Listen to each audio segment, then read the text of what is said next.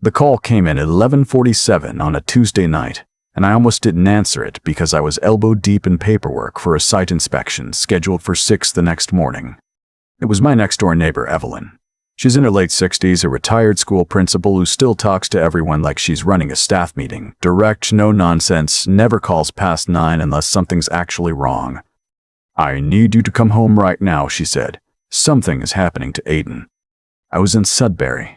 My son was in Barrie. That's 2.5 hours in the 400. Longer if the weather turned. "What do you mean something is happening? Where is he?" "He's in the garage. Your brother-in-law locked him in there. I can hear him through the fence.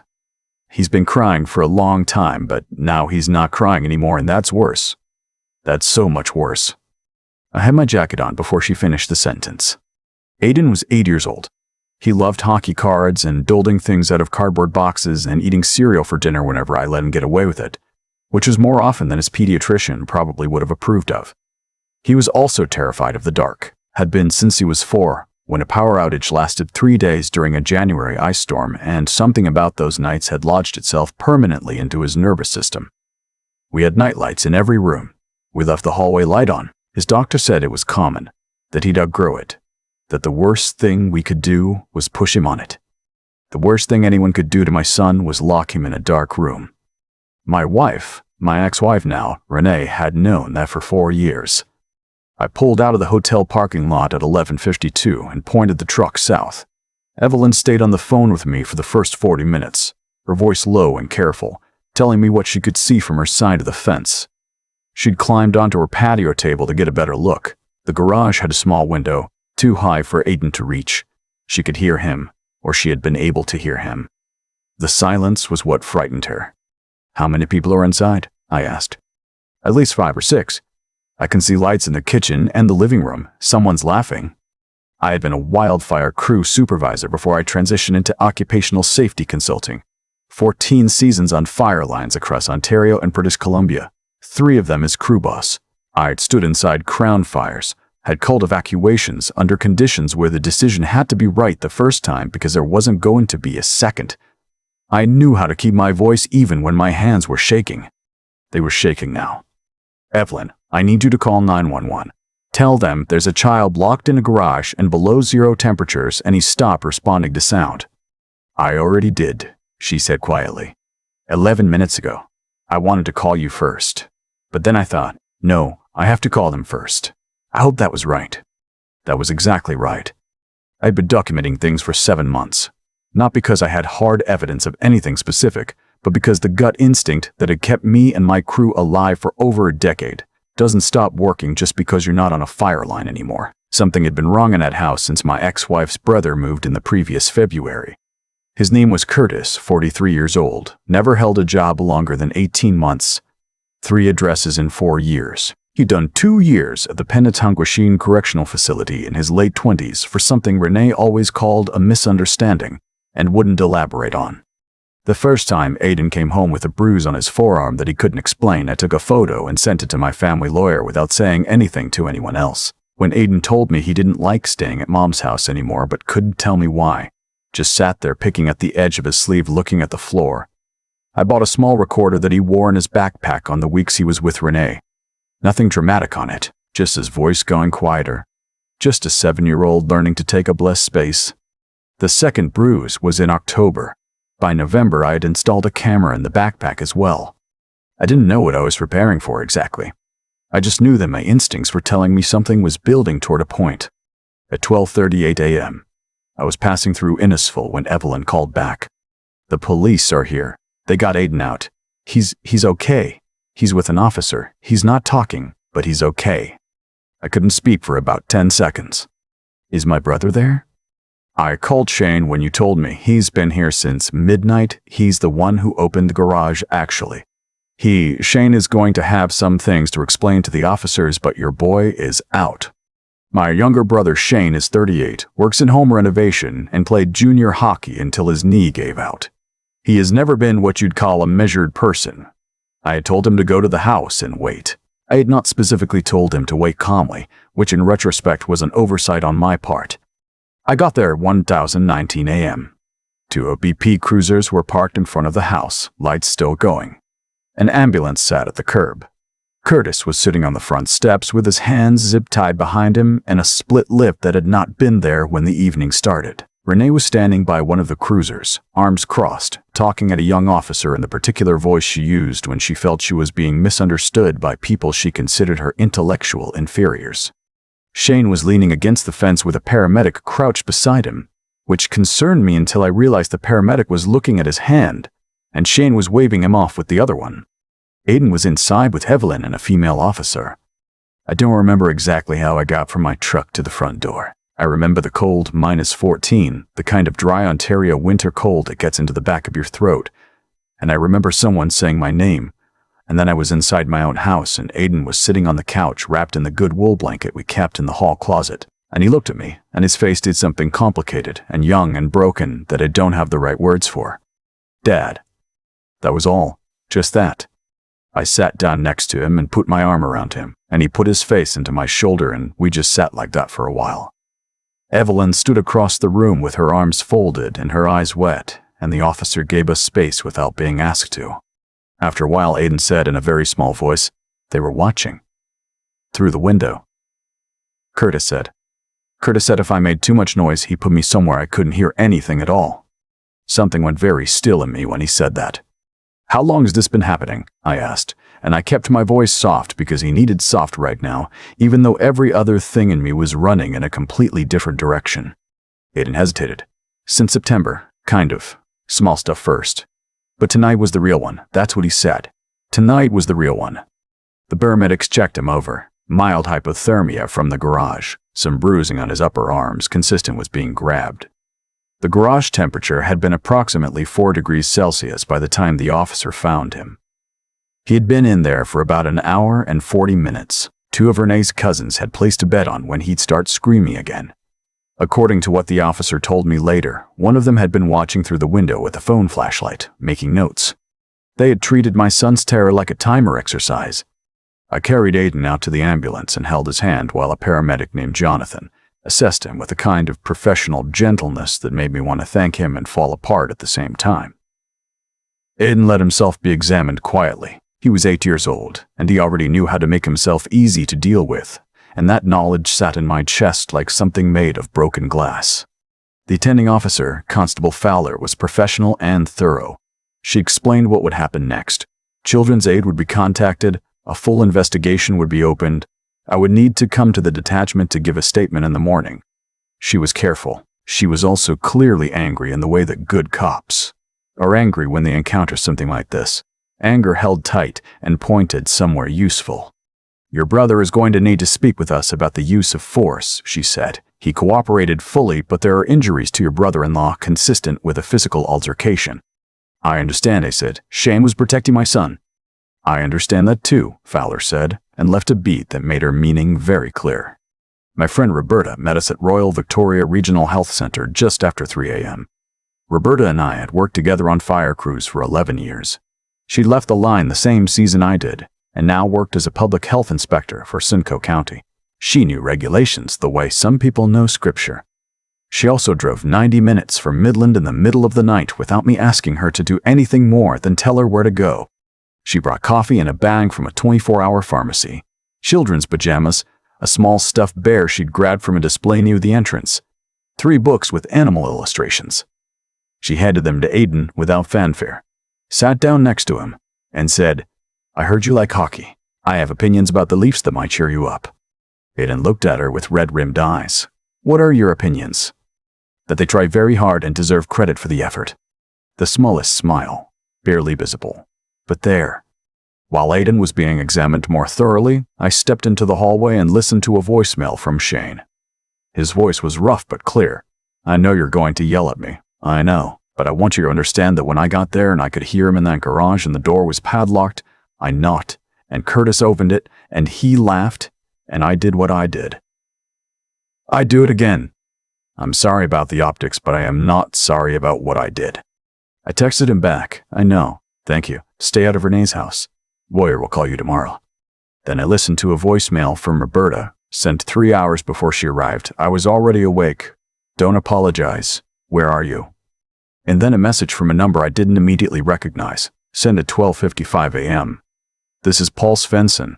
We worked the 2017 season together at Chaplow. I saw the address come across a scanner I still monitor. I know this is strange. Call me if you need anything. I have skills that may be relevant. I stared at that message for a while.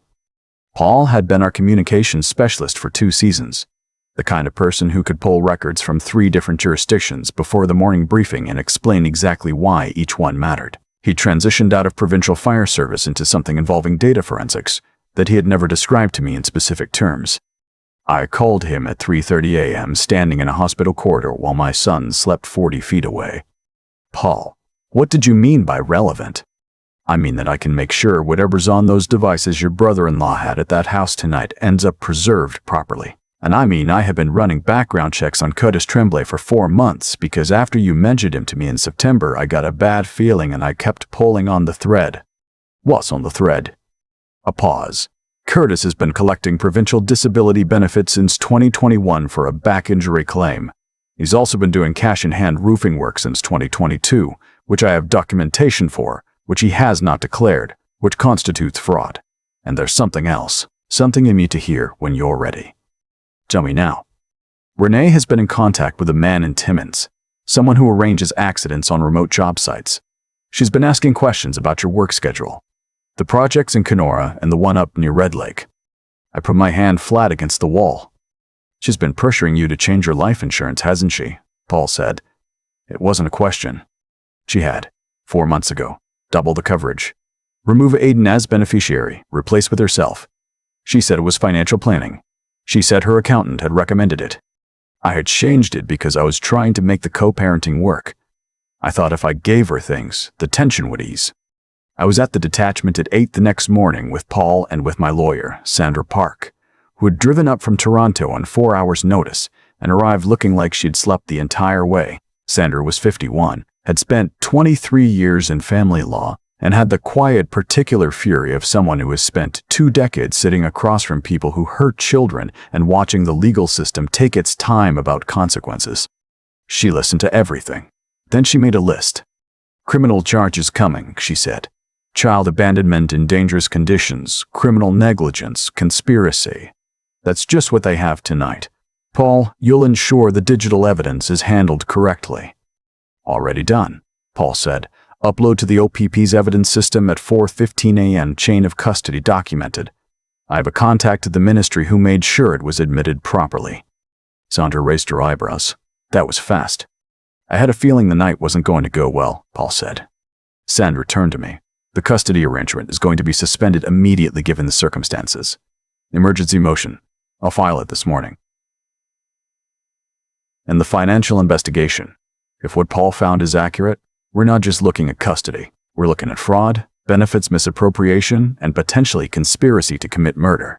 That changes everything. I had been a crew boss. I had written incident reports on situations where people had died because a decision was delayed by 6 minutes. I knew how to listen to a list of catastrophic things and remain functional. I remained functional. The criminal charges came quickly. Curtis was held without bail given his prior record and the severity of what the evidence showed. Renee was released initially, then rearrested 48 hours later when Paul's findings about the Timmins contact were verified by the OPP. Emails had been exchanged. A payment had been sent through an app to a man who had 3 prior investigations into workplace accidents that had never resulted in charges. The investigation into those cases was quietly reopened. 2 of the cousins who had been present at the house, the ones who had been timing Aiden, were charged as well. One of them turned provincial witness immediately. The other held out for 2 weeks before his lawyer advised him what holding out was actually going to cost him. The custody termination motion was heard 6 weeks after the incident. Aiden didn't come to that hearing. He was at school and had arranged for his teacher to have a good afternoon planned. He knew what was happening in general terms. He'd asked me, carefully and precisely, and the way he asked questions he'd been turning over for a long time. Is she going to be able to come near me anymore? No, I told him. That's what today is about. He nodded. He went to school. I sat in a family courtroom in Barrie and watched a judge terminate Renee's parental rights while Sandra stood beside me and took quiet notes. Renee wasn't there. Her lawyer was. He had the expression of someone fulfilling a professional obligation in difficult circumstances. The judge was thorough. Her language was not dramatic. It was precise and precisely devastating. And when it was done, the order was final. We moved that spring. Aidan and I looked at a half-dozen places before he walked into a townhouse in Collingwood and stood in the middle of the living room for a long moment and said, "There's no garage." "No garage," I confirmed. "I like it." The town had a youth hockey program that took him on at his age. The coach was a soft-spoken man in his 50s named Bryce who coached the way good coaches do, with patience and specific praise. Within 3 months, Aidan was going to practice without my having to remind him. He was eating lunch at school again. The nightlight was still on in his room, but he didn't need me to check on him twice anymore. He had nightmares sometimes. His counselor, a woman named Dr. Elise Tranter, who specialized in childhood trauma, told me that was to be expected and that the trajectory was good. She also told me that children's resilience is real, but that it needs to have somewhere to land. It needs people around it who take it seriously and stay steady. I tried to stay steady. The sentencing hearings ran through late autumn. Curtis received 14 years. The judge called what he had organized a deliberate and premeditated act of cruelty against a child committed for the amusement and financial benefit of adults who should have known better. The cousins who were convicted received 8 and 6 years respectively. Their lawyers had argued mitigating circumstances. The judge was not moved. Renee's trial was the one that drew the news cameras. She had tried initially for a lesser plea, something that would have reduced her time significantly. The Crown declined. The evidence was too extensive and the pattern too clear. The systematic creation of conditions designed to break Aidan's psychological stability, the concurrent financial fraud, the conspiracy to arrange my death. She was convicted on all counts.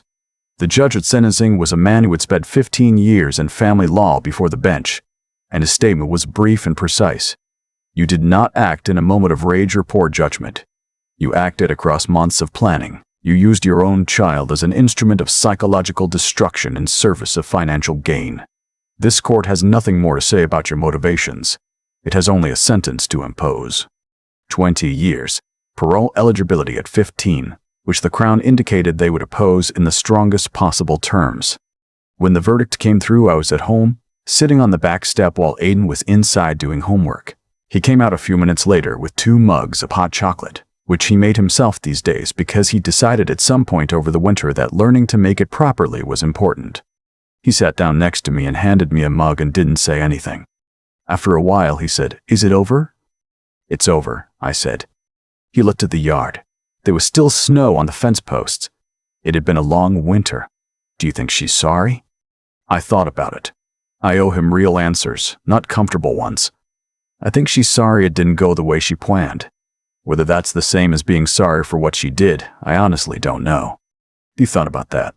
"I think it's different," he finally said. "Being sorry for yourself isn't the same as being sorry for someone else." He's 9 years old. Paul had, in the meantime, ensured that the information about Curtis's disability fraud reached Service Canada's investigation unit. The benefits were terminated, repayment demanded, and fraud charges added to his existing sentence. The man in Timmins was charged separately. 3 of the prior workplace incidents he'd been connected to were reopened. Roberta had quietly made sure that the relevant child protection agencies had complete documentation about the 2 cousins who'd been involved, including their outstanding matters in other jurisdictions. She mentioned it to me once in passing, and I didn't ask her to go into detail. I called Evelyn in December to thank her properly. She told me not to be ridiculous, that she'd done what any decent person would do. I said I knew that, but not everyone did it, and she'd done it, and that mattered to Aidan. A silence on the line. Then, "How is he?" "He's good," I said. "He made the house hockey team." She made a sound I can only describe as deeply satisfied. The civil proceedings concluded the following February. Renee's embezzlement from the family accounts, money that had been intended as a registered education savings plan for Aidan, was traced and ordered recovered. Most of her assets were seized. Whatever remained after restitution payments was redirected into a trust for Aidan administered by Sandra's firm until he turns 19. In March, Aidan and I drove up to Chapleau for a long weekend. He'd never been to the Boreal, and I wanted him to see what it looked like in early spring. before the melt turns everything to mud. That particular clean stillness when the snow is still on the ground, but the light is already different, already pointing towards something warmer. We walked a trail for about an hour and then sat on a rock and ate sandwiches, and he asked me questions about what it was like to fight fires. Not the dangerous parts, the logistics, the terminology, which animals you see, what the radio calls sounded like. I answered all of them honestly. At some point, he said, out of nowhere, you planned everything ahead of time. The cameras and the recordings, you knew something was wrong before you knew what it was. I did. How did you know? I thought about it. When I was crew boss, I had to make decisions quickly based on incomplete information. You can't always know what the fire is going to do, but you can watch for the signs that tell you a situation is becoming dangerous, and you act on those signs before you have proof. Because if you wait for proof in a fire, you're already too late. He was quiet for a while. Is that what I was? A dangerous situation? You were my kid, I said. Everything else was the situation. He seemed satisfied with that. He ate the rest of his sandwich. A whiskey jack landed on a tree about 6 feet away and regarded us with the absolute self-possession that whiskey jacks have, that certainty that the world is manageable if you pay attention to it correctly. Aiden watched the bird for a while and then looked at me. Could we come back here in summer? Absolutely, I said. That evening I sat on the porch of the rental cabin while Aiden slept inside and the temperature dropped back toward freezing, and the stars over the boreal were the kind of stars you only get far enough from the lights, specific and numerous and completely indifferent in the way that indifference can sometimes be the most clarifying thing in the world. Paul had sent me a message that afternoon, all appeals exhausted. Curtis, the cousins, Renee, every one of them had tried. Every one had been denied. The convictions and sentences stood. I put the phone face down on the railing. My son was inside, sleeping in a place with no garage and no dock rooms and no one waiting to see how long it took before he broke. He was going to wake up tomorrow and want to walk the trail again and probably ask me more questions about fire behavior and whether the whiskey jack would be back and what we were having for breakfast. That was everything. That was, it turned out, more than enough. For anyone watching this who recognizes something in what happened to Aiden, please know that documenting matters. Photographs of injuries, records, timestamps, conversations saved. These things are not paranoia. They are preparation. And they save lives. In Canada, if you suspect a child is being abused, contact your local Children's Aid Society. The Child Help National Child Abuse Hotline is available at 1-800-422-4453. If you are concerned about a child's immediate safety, call 911. The people who hurt children rely on silence to continue. The most important thing you can do is refuse to give it to them. I think about that whiskey jack a lot. The one that landed 6 feet from us on the trail in Chapleau and just sat there, completely unbothered, like it had worked out a long time ago that the world was manageable if you paid close enough attention to it. Aiden watched that bird for a full minute without saying anything, and I watched him watch it, and something in me that had been wound tight for the better part of a year finally loosened a little.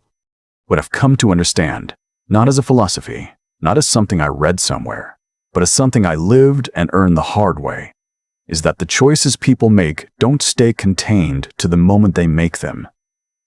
Curtis made a choice to treat a child's fear like a stopwatch event. Renee made a choice to plan around her son's suffering rather than prevent it. Those choices didn't just produce consequences. They produced a kind of gravity, pulling everything attached to those people slowly inward. The fraud he'd been running for years, the money she'd been moving, the man she'd been emailing at Timmins. None of it started the night Aiden was locked in that garage. All of it ended there. That's how it works, in my experience. The damage people do accumulates quietly and then stops being quiet all at once. And on the other side of it, the side I was standing on, I think about what actually held. What didn't break when it was supposed to. Evelyn climbed onto her patio table in the dark at 11 at night because she heard a child go silent, and that silence frightened her more than the screaming had. That's moral clarity. That's knowing, without having to think about it, that a child's safety is worth the bruise on your knee from an uneven fence post. She didn't wait to be sure. She acted because the cost of being wrong about acting was so much lower than the cost of being wrong about waiting. Paul spent 4 months pulling on a thread because a bad feeling in September wouldn't leave him alone. That's a kind of intelligence that doesn't get talked about enough. Not cleverness, not credentials, but the discipline to keep asking questions past the point where most people would have let it go. He preserved evidence at 4 in the morning. He documented chains of custody in a hospital parking lot. He did it methodically and correctly because he understood that how you do a thing matters as much as whether you do it. And Aiden, my son who learned to make his own hot chocolate and asks precise questions and sat beside me on a rock in the boreal and said, with complete seriousness, that being sorry for yourself isn't the same as being sorry for someone else. I didn't teach him that. He figured it out the way kids who've been through hard things sometimes do, by looking at the evidence directly and drawing the most honest conclusion available. That's not innocence.